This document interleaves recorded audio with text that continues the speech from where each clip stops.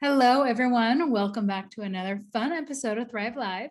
Today, we're going to be talking about the important topic of neurodegeneration. And this is so important because we should be talking about this 30 to 50 years before, right, we're making the diagnoses of Alzheimer's, dementia, and just generally the aging brains.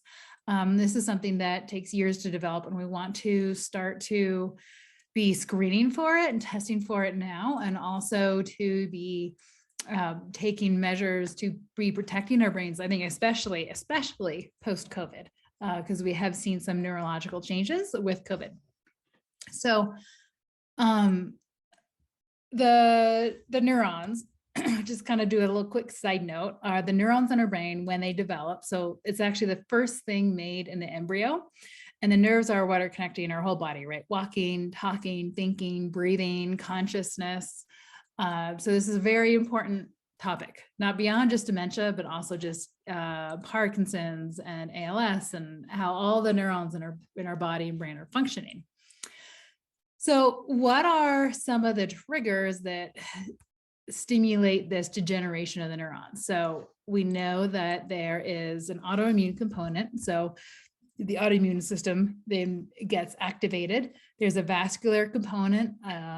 If there's blood trauma, if there's low oxygen states, if there's toxicity into the brain, and infections. And actually Clostridia is a very big one in here, and we'll get into that. But even I think post-infections too, we know that HHV6 is one associated as a virus. Human herpes virus 6 is associated with increasing the neurodegeneration for Alzheimer's and dementia specifically. So it's not just Clostridia, but it's something that we kind of want to keep in our bucket when we are looking at patients who have had infections, or if they have, let's say, had infections like chronic recurrent infections, or if they're having the signs of that aging brain. So let's break down kind of what's encompassed in our brain, right? So in our brain, we have different systems. There's one that we call autophagy, and this is basically the detox inside the cells in the brain. So intracellular detox. This is helping to clean out the dead cells. It's the recycling trash component inside the cells in the brain. There's mitophagy, which is basically, again, trash cleanup system that is going to clean up any damaged mitochondria that's inside the cells. And mitochondria are the energy units, the biochemistry units that are involved in creating cellular energy.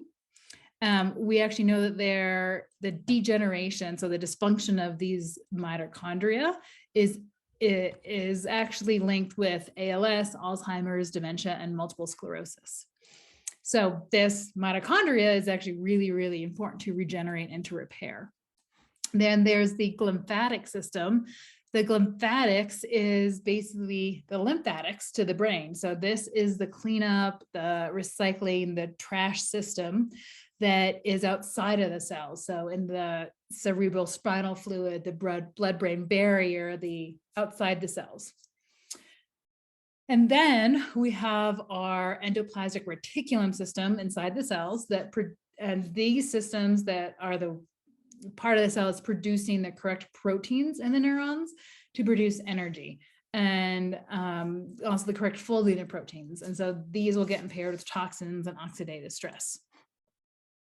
So we have so kind of recap, inside the brain, we have the energy production units, we have things that are folding proteins appropriately, and then we want to make sure that we're getting toxins out from inside the cell and outside the cell, and also recycling, taking out the trash of any part of the cellular functions that get damaged.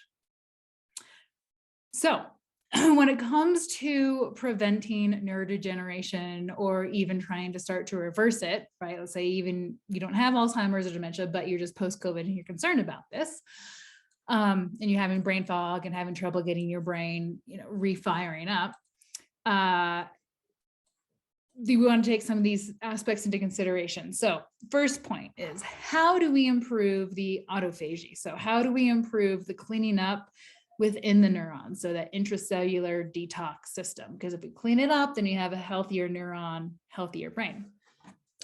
So there's actually some great simple things that we can do. We know that fasting, that even just fasting for 12 hours once a week will help to clean up this detox pathway inside the cells of your brain. Exercise is also known to do it. So 2 free ways to clean up the brain, recycling. Then bile acids, this one I think is been getting a lot more talk. Specifically, so TUDCA is a bile acid, it's taurine that's been metabolized. TUDCA is specific, where it actually helps to clean up the neurons itself. It turns on that autophagy in the glymphatic. So it turns on the cleanup system inside the brain. Humans make TUDCA in a small amount, and they require a healthy biome, gut biome, to actually conjugate it with taurine. So the big message here is the gut, what's happening in your gut, the bacteria in your gut actually determine how much circulating TUDCA and bile acids, this conjugated bile acid that we get. And this bile acid is cleaning up the brain. So fix the gut to fix the brain. Another reason why TUDCA is important is it crosses the blood-brain barrier. So the blood-brain barrier is a barrier that is basically keeping things out of your brain that shouldn't be in there, but it's a bloody barrier. So its blood-brain barrier allows oxygen and nutrients to filter through. It's like a sieve of only regulating certain nutrients to the brain. So, but TUDCA will actually go through this blood-brain barrier, and it improves the ER function, the endoplasmic reticulum function, and which is important because the ER, the endoplasmic reticulum, folds proteins correctly. And we know that the sticky proteins, misfolded proteins, lead to the plaquing in the brain that we see with Alzheimer's. TUDCA is actually so important for the brain that it's actually currently in phase 2 and 3 clinical trials for treating as a neurological disease treatment. So treat the gut, get your bile acids in, and we want to conjugate it. You can actually take TUDCA by itself, but again, still important to consider. Don't just forget about treating the gut.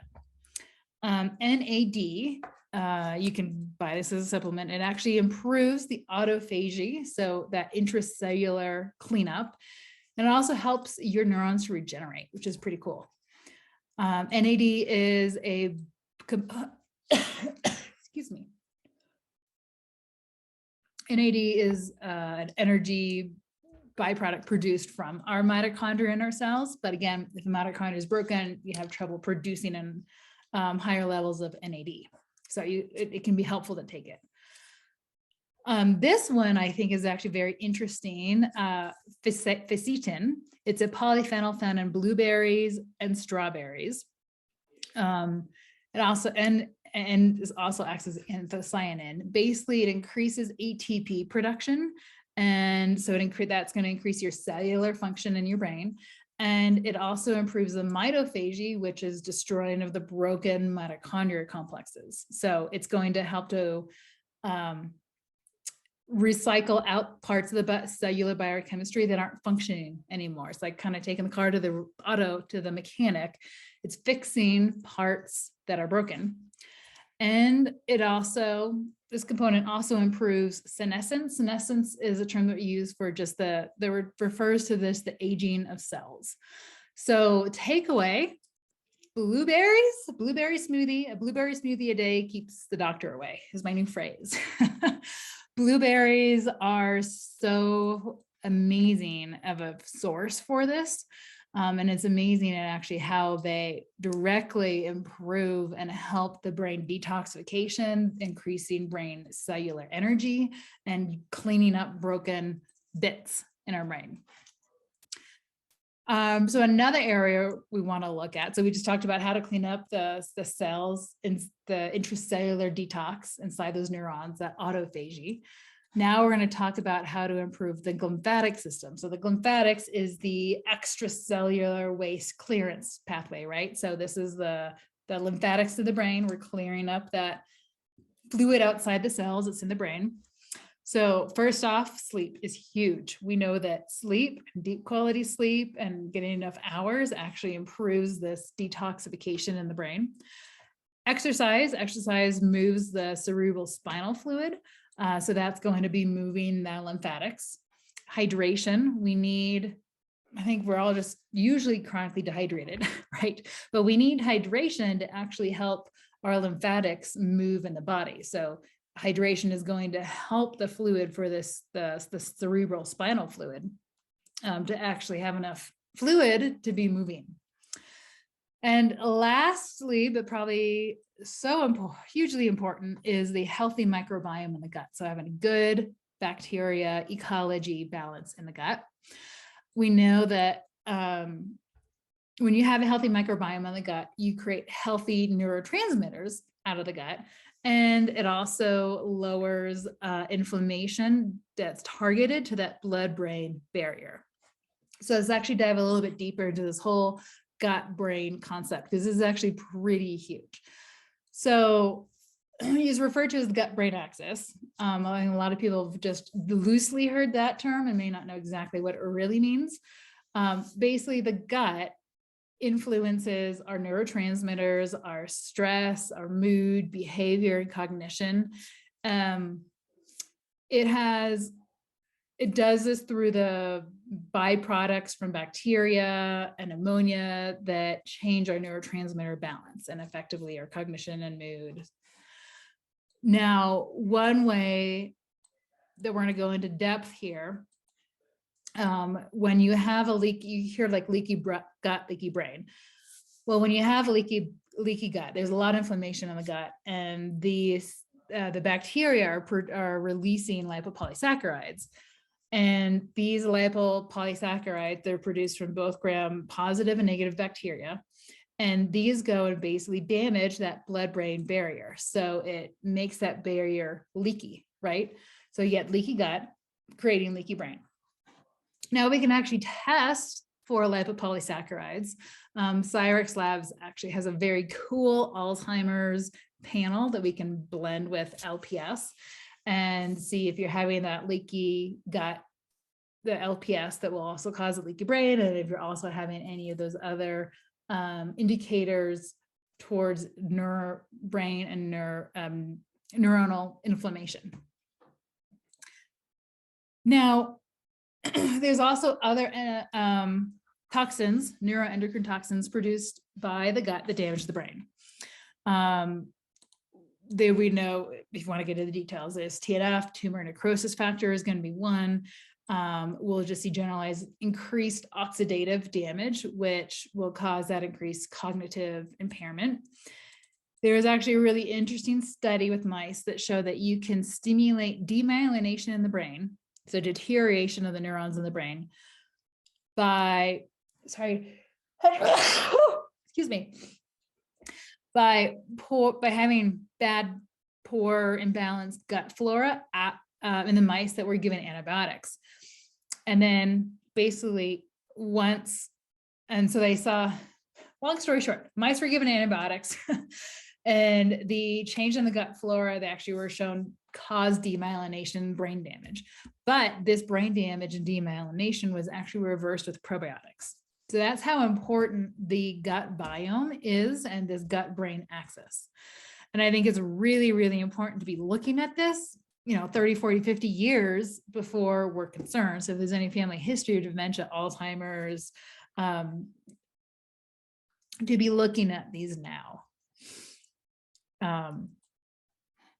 So the big takeaway, a sick microbiome in the gut creates gut permeability, that blood-brain permeability, neuroinflammation, so inflammation of the brain, and then it kind of junks up and impairs the lymphatics, so that cleanup and detox of the brain.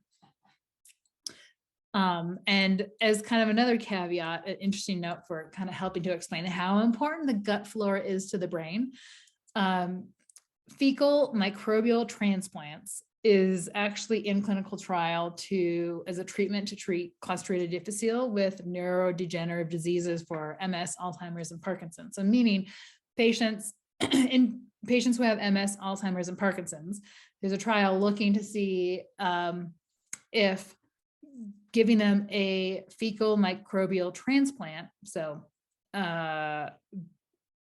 basically think about it as giving someone else bacteria that's normally found in healthy feces to treat Clostridium difficile overgrowth as a treatment for these conditions, these neurodegenerative conditions. So another area, so kind of moving outside of the direct brain, is hypoxia. So low oxygen. The brain needs oxygen. Low oxygen states damage the brain, just period. We also see that, interesting, so that demyelination that comes from that gut lipopolysaccharide damage can actually be halted with enough oxygen given to the brain. And kind of how the oxygen is so important to the brain is that we know that as the oxygen comes down, which we can commonly see with a lot of sleep disorders, which is why getting tested for sleep apnea can be so important, it impairs the lymphatics, so that lymphatic detox part to the brain, and impairs that blood-brain barrier, can trigger oxidative stress, and it can be linked with demyelination, and specifically with MS, ALS, Alzheimer's, Parkinson's. So how do we help the brain, right? We want to get enough oxygen. So don't sleep on your back. Sleeping on the back can increase you at risk for sleep apnea. Getting a healthy weight in control. Not drinking alcohol before bed, getting on a sleep schedule, and then of course testing for sleep apnea. If you think you have it. Now, how do you know if you think you have it? If you're snoring, that is one of the big things. Like, you're snoring and you're fatigued, you're not getting enough oxygen. There's a lot of home studies that you can do as well for sleep apnea. Now let's talk about stress. So stress, and we call it autonomic nervous system dysfunction, is commonly seen in conjunction with neurodegenerative diseases. So I think it just kind of speaks to the importance that it is to retrain the physiology of our autonomic nervous system to not be as reactive and reactive to stressors when we're presented with them. There's a lot of different ways to get to the top of the mountain.